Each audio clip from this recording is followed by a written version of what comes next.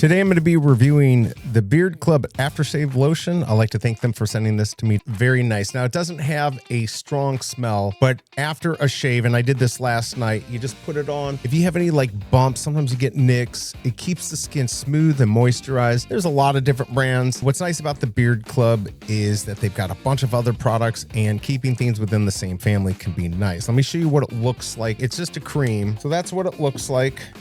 I put it on last night. I just put it in. It doesn't have like a strong smell.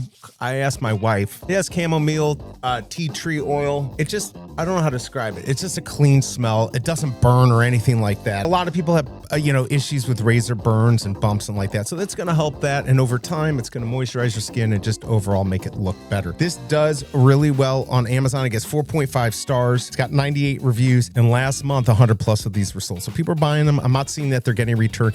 Make sure you're looking to see if there's a coupon. Sometimes they have it on there. Just make sure you check it so you get it. I hope this review helps, and I'll see you next time.